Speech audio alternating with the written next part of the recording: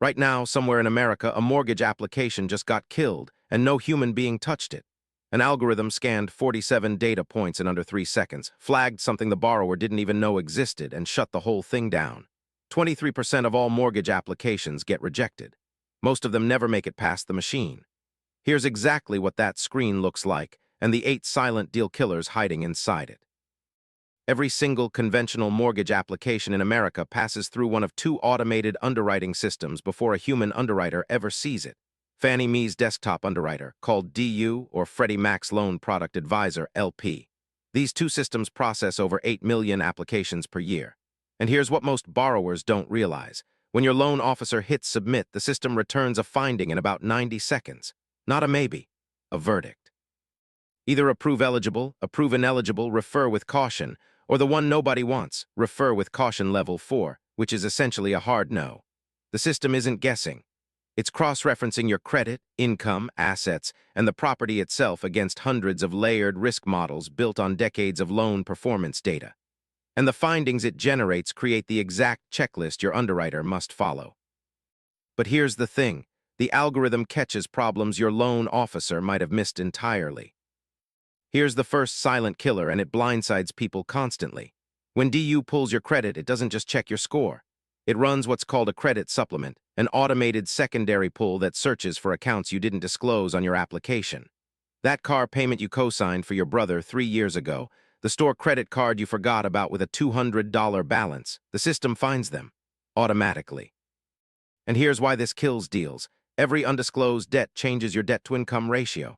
An ICE mortgage technology report found that undisclosed debts appeared in 19% of all conventional applications. The system flags the discrepancy, recalculates your DTI on the spot, and if you're anywhere near the threshold, you just went from approved to referred. Your loan officer sees a red annotation on screen that reads undisclosed liability detected. And now you've got a problem that didn't exist 5 minutes ago. Most borrowers know their debt-to-income ratio matters. What they don't know is exactly where the algorithmic cliff edges are. For conventional loans through DU, the standard back-end DTI ceiling is 45%. But here's the nuance. DU uses a proprietary risk assessment that can approve borrowers up to 50% DTI, but only if everything else is pristine. Credit score above 720. Significant reserves. Low loan-to-value ratio. The moment your DTI crosses 45, the algorithm starts demanding compensating factors. Cross 50, and it's almost always a refer. And the system calculates DTI differently than most borrowers expect. It uses the minimum payment on revolving debts, 1% of the balance on deferred student loans, and it includes debts with fewer than 10 months remaining, something many loan officers still get wrong. That single calculation error. Industry estimates suggest it contributes to roughly 6% of initial DU rejections. One wrong number in the wrong field, and the screen turns red. This one is increasingly devastating, and most people don't see it coming. DU and LP now integrate with automated employment verification databases, primarily the Work Number by Equifax, which contains payroll records from over 2.5 million employers. When the system pulls your employment data, it's looking for 3 things: current employment status, income consistency, and gaps. If you changed jobs within the last 60 days, flagged. If there's a gap in employment longer than 30 days in the past 2 years, flagged. If your income shows a decline of more than 20% from the previous year, flagged. And here's the one nobody talks about.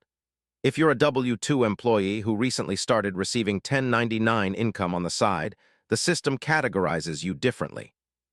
You go from employed to self-employed in the algorithm's eyes, and suddenly you need 2 full years of tax returns instead of 2 recent pay stubs. 1 in 8 applications hits an employment verification snag, according to Freddie Mac loan quality data.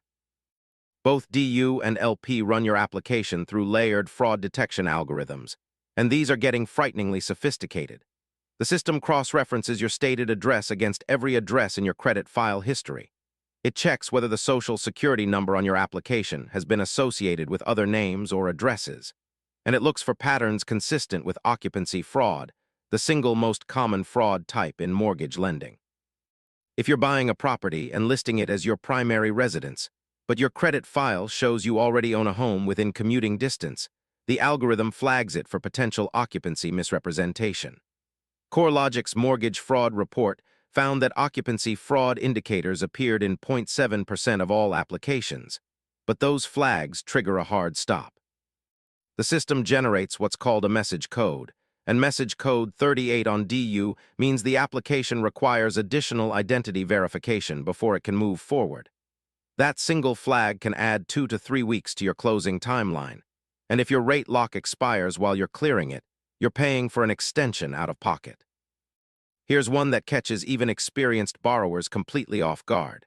While conventional loans technically don't require a formal residual income test, VA loans absolutely do, and the calculation is unforgiving. After all monthly debts and obligations are subtracted from gross income, the remaining amount must exceed a minimum threshold based on your family size and the region of the country where you're buying. A family of 4 in the Northeast needs at least $1,025 in residual income per month. In the West, it's $1,117. The automated system applies this test instantly. But here's the part most people miss entirely, even on conventional loans. When DU returns a refer with caution finding, human underwriters routinely apply a residual income analysis as a compensating factor test. If your residual income falls below $250 per family member per month, most underwriters simply won't override the algorithm's rejection. This shadow requirement eliminates borrowers who look perfectly qualified on paper, but are actually stretched dangerously thin. Most people assume underwriting is entirely about the borrower. It's not. The property itself can kill your deal before anyone even reviews your pay stubs. The automated systems check the property against multiple databases simultaneously. Is it in a FEMA flood zone? Is there a pending litigation flag on the title? Does the appraisal come back with a condition rating of C5 or C6, indicating significant deferred maintenance? DU specifically evaluates the appraised value relative to the purchase price. If the appraisal comes in even $1 below the purchase price on a zero-down VA or USDA loan, the system cannot approve it. There's no way to restructure the loan-to-value ratio without the borrower bringing cash to close. Fannie Mae data shows that appraisal-related issues are the primary property flag in roughly 11% of conventional loan delays. And with Fannie Mae's property inspection waiver expanding, some loans skip the full appraisal entirely, meaning the algorithm relies on automated valuation models that can miss the mark by tens of thousands of dollars. This one destroys more first-time homebuyers than almost anything else on this list. When the automated system reviews your bank statements, and it reviews every page, any deposit that exceeds 50% of your monthly qualifying income requires a complete paper trail. Your parents gave you $5,000 to help with the down payment. You need a documented gift letter, proof of the source of funds, and bank transfer records, or the system kicks it back. You sold furniture online for $2,000. You need documentation. Here's where it gets ruthless. If you have multiple unexplained deposits, even small ones, the algorithm can flag a pattern consistent with undisclosed income or undisclosed borrowing. CFPB mortgage complaint data showed that asset documentation issues were cited in 14% of all denial appeals. The system literally highlights every unverified deposit in yellow on the underwriter's review screen. One highlighted line can stall your entire file for weeks while you track down a receipt from 6 months ago. This is the most insidious deal killer on the list because it doesn't hit you all at once. The automated system generates conditions, documents, and verifications you must provide before closing, letter of explanation for the address discrepancy, proof of homeowner's insurance, updated pay stub within 30 days of closing. These seem perfectly manageable on their own. But here's what actually happens in practice. Every condition you satisfy can trigger new conditions. You provide a letter explaining a late payment, and now the system wants 12 months of canceled checks proving consistent on-time rent. You provide a pay stub showing overtime income, and now it requires a 2-year average because overtime isn't considered guaranteed income. Freddie Mac servicing data indicates that the average approve-eligible finding generates between 12 and 18 conditions. A refer with caution generates 25 to 40. And here's the number that should genuinely alarm you. 22% of applications that receive initial automated approval eventually fall through during the condition clearing phase. The algorithm approved you, but the conditions it generated made actually closing impossible. So the algorithm said no. Is it over? Not necessarily. There's a process called manual underwriting, where a human underwriter reviews your entire file without relying on the automated system's verdict. FHA and VA loans both explicitly allow manual underwriting. Conventional loans through Fannie Mae permit it for certain community lending and affordable housing programs. In a manual underwrite, the underwriter applies their own judgment within published guidelines. They can weigh compensating factors the algorithm simply cannot process, like a borrower who has 0 credit score because they've never used traditional credit, but who has 12 months of verified on-time rent payments, utility bills, and insurance premiums paid consistently. The catch: manual underwrites take significantly longer, require substantially more documentation, and not every lender offers them. Many large retail banks won't touch manual underwrites because those loans are harder to sell on the secondary market. But credit unions and specialized mortgage brokers handle them routinely.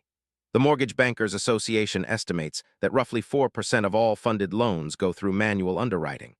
If the algorithm rejected you, knowing this path exists could be the difference between buying your home this year and watching the deal die on a screen you never got to see. Every single one of these deal killers is preventable if you know what the system is scanning for before you apply. Pull your own credit, document every deposit, verify your employment records, and ask your loan officer to run a preliminary DU finding before you're under contract. If this breakdown revealed something your loan officer never mentioned, send it to someone who's in the middle of buying a home right now. It could save their deal. Subscribe, because next week we're exposing the 5 mortgage closing costs that are completely negotiable and the exact scripts to negotiate them down.